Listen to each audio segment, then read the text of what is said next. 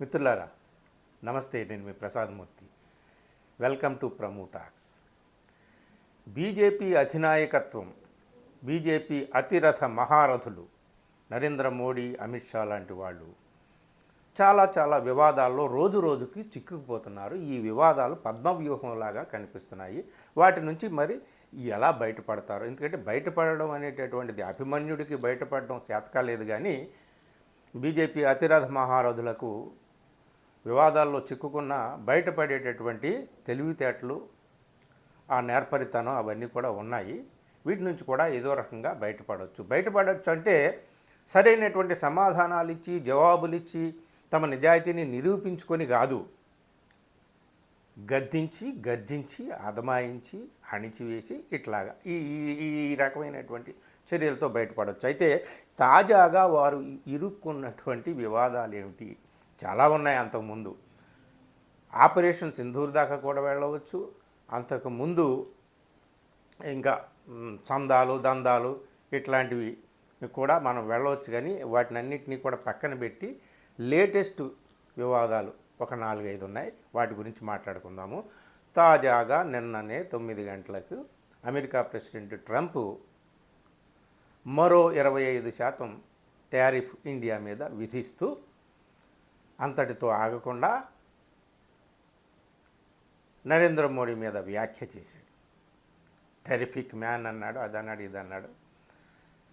So ఆ వ్యాఖ్య ఏమిటయా అంటే, నేను ఇండియా పాకిస్తాన్ వార్ ఆపమని, లేదా అది న్యూక్లియర్ వార్గా పరిణమించే అవకాశం ఉందని నేను నరేంద్ర మోడీకి 24 గంటల సమయం ఇచ్చాను. 24 గంటల సమయం ఇచ్చాను. 5 గంటల్లోనే నరేంద్ర మోడీ యుద్ధం ఆపేసాడు. మొన్నే కదండి మన వాళ్ళందరూ కూడా చాలా పొంగిపోయి మాట్లాడారు. ట్రంప్ 4 సార్లు ఫోన్ చేసినా మన మోడీ లిఫ్ట్ చేయలేదు. తన 56 అంగుళాల ఛాతీని ప్రదర్శించి తన సాహసాన్ని, తన ధిక్కారాన్ని చూపించాడని ఇప్పుడే కదా, ఈ మధ్యనే మన వాళ్ళు చాలా ఉప్పొంగిపోయి వీడియోలు కూడా చేశారు.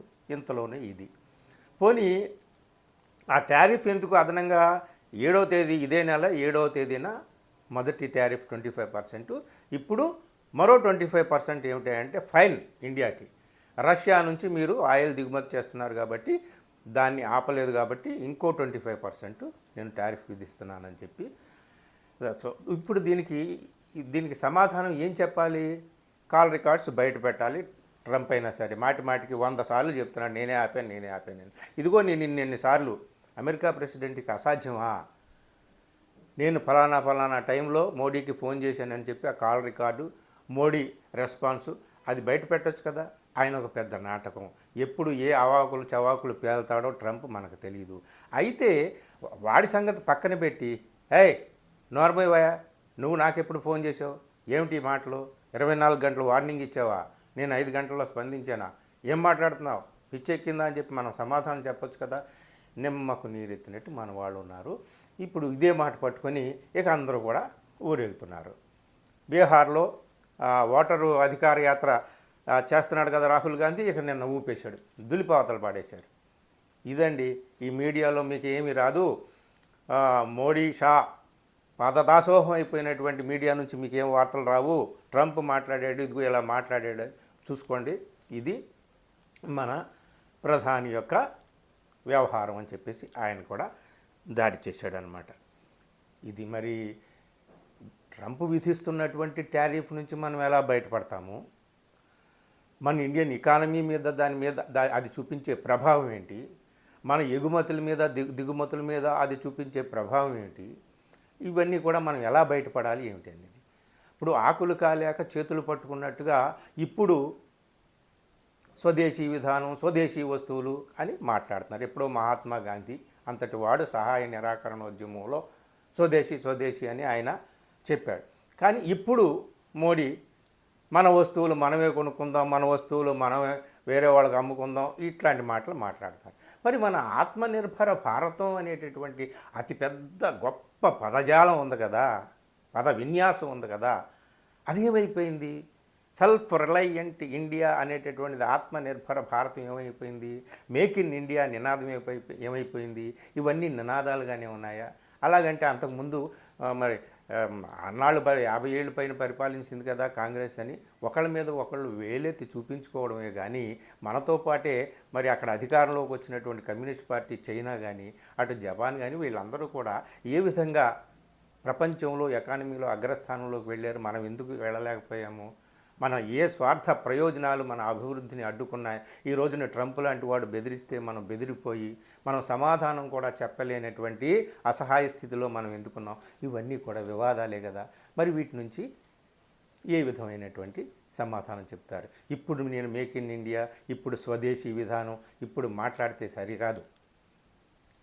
దీని నుంచి మనం ఏ విధంగా మాట్లాడబోతున్నాము, ఏ విధంగా బయటపడబోతున్నాము, ట్రంప్కి మీరు ఏ విధమైన సమాధానం ఇస్తారు? ఇవ్వకపోతే దేశమంతా ఎదురు చూస్తూ ఉంది.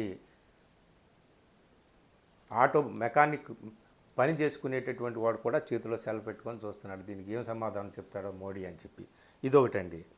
నెక్స్ట్ ఇంకోటి ఏంటంటే భయంకరమైనటువంటి వివాదం ఓటు చోరీ. రాహుల్ గాంధీ బయట పెట్టినటువంటిది, అది కేవలం ఒక అసెంబ్లీలోనే 1,00,000 ఓట్లు మరి చోరీ జరిగిందని ఆయన చెప్తున్నాడు, అనేక రకాలుగా నిరూపించాడు.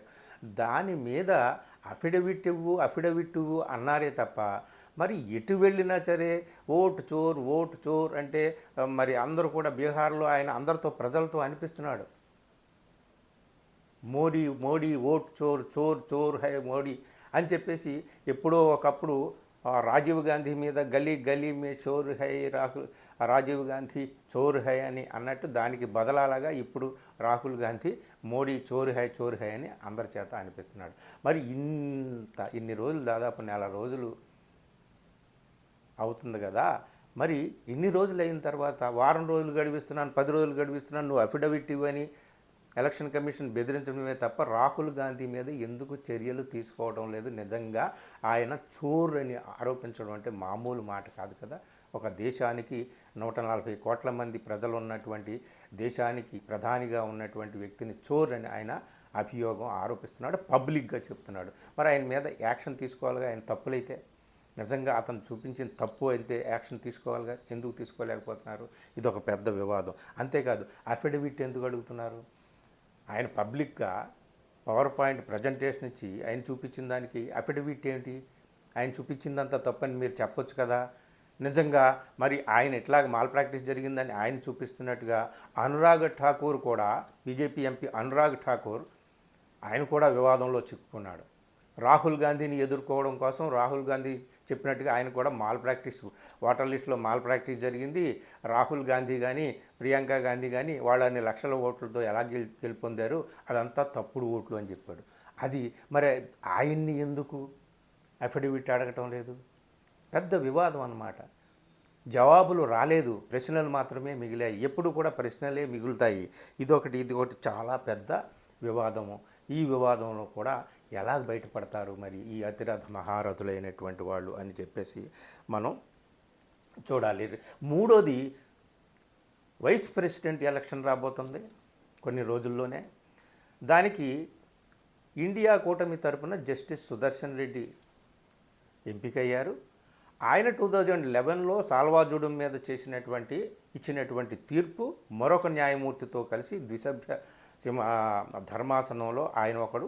సో ఆయన ఇచ్చినటువంటి తీర్పు నక్సలైట్లకు అనుకూలంగా ఇచ్చాడు, నక్సలైట్ల మద్దతుదారు అన్నట్టుగా అమిత్ షా వ్యాఖ్య చేయడము, అత్యున్నత న్యాయస్థానాన్ని, ఆ న్యాయస్థానం నిర్మించేటటువంటి ధర్మాసనాన్ని, ఆ ధర్మాసనంలో తీర్పులు చెప్పే న్యాయమూర్తుల్ని అందరినీ కూడా ఒక్కసారిగా అమిత్ షా బోనెక్కించినట్టుగా అయింది. ఇది ఇప్పుడు భగ్గుమంది ఈ వివాదం. అమిత్ షా మీద మాజీ న్యాయమూర్తులందరూ కూడా తిరుగుబాటు జెండా ఎగరేశారు. మరి ఇప్పుడు ఆయన మీద చర్యలు తీసుకుంటారా ఏమిటి అనేటటువంటిది ఎదురు చూడాలి. ఆ విషయంలో కూడా ఒక పక్క సుదర్శన్ రెడ్డి చాలా అంటే రాజ్యాంగం ఏం చెప్తుంది, చట్టపరమైనటువంటి తీర్పు మేము ఇచ్చాము, అంతేగాని ఇంకేమీ లేదు అని చెప్పేసి ఆ సాల్వాజుడం అనేటటువంటిది అది చట్ట వ్యతిరేకము, రాజ్యాంగ వ్యతిరేకము, అందుకని మేము ఆ తీర్పు ఇచ్చి చెప్పామని ఆయన అంటారు. కానీ ఈ విషయంలో అమిత్ షా బోన్లో నుంచోవలసి వచ్చిందండి. అమిత్ షా లాంటి హోంమంత్రి స్థానంలో ఉన్నటువంటి పెద్ద మనిషి ఇలాంటి వివాదాస్పద వ్యాఖ్యలు అత్యున్నతమైనటువంటి న్యాయస్థానంలో ఉండేటటువంటి వ్యక్తుల మీద చేయడం అనేటటువంటిది ఇండైరెక్ట్గా ఇప్పుడు పనిచేస్తున్నటువంటి ఇప్పుడు విధుల్లో ఉన్నటువంటి ప్రతి ఒక్క న్యాయమూర్తి మీద కూడా ఇండైరెక్ట్గా అది ఒత్తిడి తీసుకొస్తున్నట్టుగా ఉంటుంది వాళ్ళు ఇచ్చే తీర్పుల మీద అని చెప్పి అతిపెద్ద వివాదాన్ని అమిత్ షా ఎదుర్కొంటున్నాడు. దానికి ఏ విధంగా వాళ్ళు ఆ వివాదం నుంచి బయటపడతారు ఏమిటి అనేటటువంటిది చూడాలి. ఇంకో వివాదం ఏమిటి అంటే మోడీ డిగ్రీ వివాదం అండి. ఎప్పుడో అసలు మోడీ ఏం చదువుకున్నారు ఏమిటి అనేది ఇప్పుడు అందరూ కూడా పాత వీడియోలన్నీ బయటకు తీసుకొచ్చి పెడుతున్నారు. నేను ప్రజ్ఞాక పన్నా అని మీరు చూడండి, కొట్టి చూడండి యూట్యూబ్లో, ఆమె చూపించింది. గతంలో నరేంద్ర మోడీని ఇంటర్వ్యూ చేసినప్పుడు మీరు ఏం దాకా ఎంతవరకు చదువుకున్నారంటే నేనేం పెద్ద చదువుకోలేదు, హై స్కూల్ నుంచి అంతా కూడా దేశ విదేశ సంచారమే, హిమాలయాల్లోకి వెళ్ళడం ఇవన్నీ కూడా చెప్పాడనమాట ఆయన.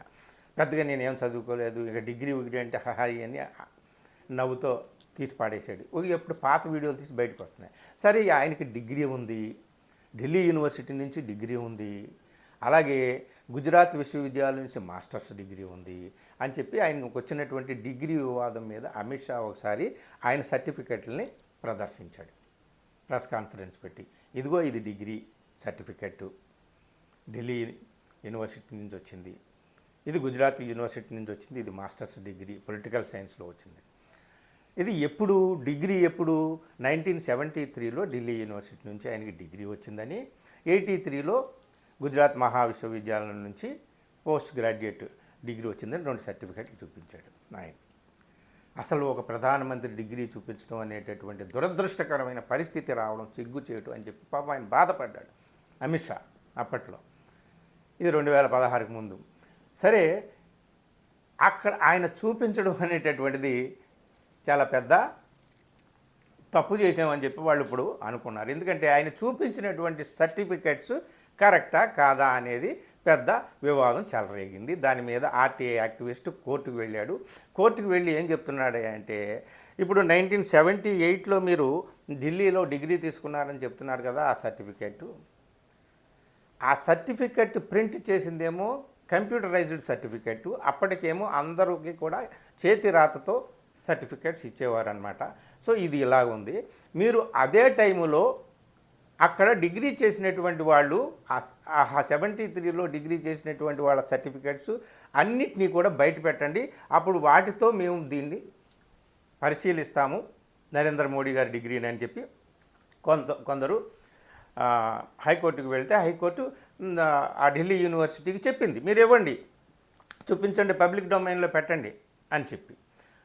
సో అంతవరకు చెప్పింది. ఆ తర్వాత ఢిల్లీ యూనివర్సిటీ ఏమైంది, ఇది ప్రైవసీకి సంబంధించినటువంటి విషయము, ఆయన డిగ్రీని చూపించడానికి మిగతా వాళ్ళ డిగ్రీలందరినీ చూపించాల్సినటువంటి అవసరం లేదని చెప్పి మొండి వాదనకు కోర్టుకు వెళ్తే కోర్టు ఏం చెప్పింది, మొన్న మళ్ళీ కోర్టు పలట్టగయా అంటే మళ్ళీ తిరగబడి తను ఇచ్చిన తీర్పుని పక్కన పెట్టి చూపించాల్సినటువంటి అవసరం లేదు, డిగ్రీ చూపించాల్సినటువంటి అవసరం లేదు అని అన్న. అంటే డిగ్రీ మీద చాలా అనుమానాలు, ఆ చూపించినటువంటి అసెట్టువంటి ఎందుకు చూపించాంరా బాబు అని చెప్పేసి ఇప్పుడు అమిత్ షా కూడా మరో కొత్త వివాదంలో వాళ్ళ పార్టీ నాయకుల నుంచే ఆయన విమర్శలు ఎదుర్కొనేటటువంటి ప్రమాదం వచ్చిందనమాట. ఇప్పుడు ఆయన చూపించినటువంటి ఆ డిగ్రీ సర్టిఫికేట్ ఉంది ఏదైతే ఉందో ప్రూఫ్ లాగా, దాన్ని అయితే మార్చలేరు కదా, ఆల్రెడీ పబ్లిక్ డొమైన్లోకి వచ్చేసింది, అందరి సెల్ ఫోన్లలోనూ ఉంది, దాన్ని అయితే మార్చలేరు. అప్పుడు అందరికీ ఇష్యూ చేసినటువంటి సర్టిఫికేట్స్ని కూడా మార్చలేరు, ఎందుకంటే అప్పుడు చదువుకున్నటువంటి వాళ్ళు అందరూ ఉన్నారు కాబట్టి.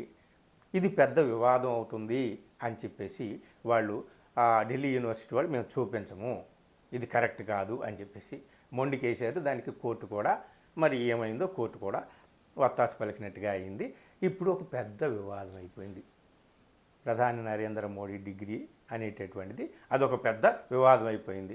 అసలు ఆ 78లో మేము అక్కడ చదువుకున్నాము, మాతో పాటు జైట్లీ లాంటి వాళ్ళతో చదువుకున్నటువంటి వాళ్ళు, జైట్లీ మాతో చదువుకున్నాడు, ఫలానా బీజేపీ నాయకుడు మాతో చదువుకున్నాడని చెప్పి చెప్తున్నటువంటి వాళ్ళు ఉన్నారు, కానీ నరేంద్ర మోడీ మాతో చదువుకున్నారని చెప్తున్నటువంటి వాళ్ళు ఎవరూ లేరు. ఇదేదో పెద్ద దాల్మే కాలా హై, ఏదో ఉంది మొత్తానికి అని చెప్పేసి అందరూ కూడా అనుమానాలు వ్యక్తం చేస్తున్నారు. ఈ అనుమానాలను నివృత్తి చేసేటటువంటి అవకాశం లేదు, ఎందుకంటే ఢిల్లీ హైకోర్టు కొట్టి పాడేసింది కాబట్టి. బహుశా ఎవరైనా సుప్రీంకోర్టుకి వెళ్తారేమో, సుప్రీంకోర్టు ఏం చేస్తుందో ఏమో ఇది తెలియదు. ఇది ఒక పెద్ద వివాదం అన్నమాట. ఇదొక మైల మరాఠీ వివాదం అనమాట. ఉంది హుష్ కాకి అంటే అంతా కూడా మాయమైపోవడానికి ఇదేమి ఇప్పుడు 21వ ఈ శతాబ్దంలో ఉన్నాం మనము, డిజిటల్ యుగంలో ఉన్నాము, ప్రజలందరి చేతిలో ఫోన్లు ఉన్నాయి, అందరికీ విషయాలు ఏంటో తెలుస్తున్నాయి, ఎవరు మసిపూసి మారేడుకాయ చేస్తున్నారు ఏమిటి అనేటటువంటిది అందరికీ అర్థమవుతుంది. అనేక వివాదాల్లో రోజు రోజుకి ఈ బీజేపీ అతిరథ మహారథులు చిక్కుకుంటున్నారు. వాటి నుంచి ఎలా బయటపడతారు? మనం ముందే అనుకున్నట్టుగా బయటపడేటటువంటి అస్త్రం ఒకటే, అదేమిటయా అంటే మేము చెప్పిందే వేదం, మేము చేసిందే సరైనటువంటి పని, వింటే వినండి లేకపోతే పొండి అనేటటువంటిది తప్ప మరొక రకంగా వాళ్ళు తమ నిజాయితీని నిరూపించుకుంటారా, నిరూపించుకునే అవకాశం ఉందా, ఏ విధంగా నిరూపించుకుంటారు ఏమిటి అనేటటువంటి చూడాలి. ఏది ఏమైనా అతి పెద్ద వివాదంలో రోజు రోజుకు కూరుకుపోతున్నారండి బీజేపీ అధినాయకత్వం. ఏం జరుగుతుంది ఏంటి అనేటటువంటి చూడాలి. Thank you.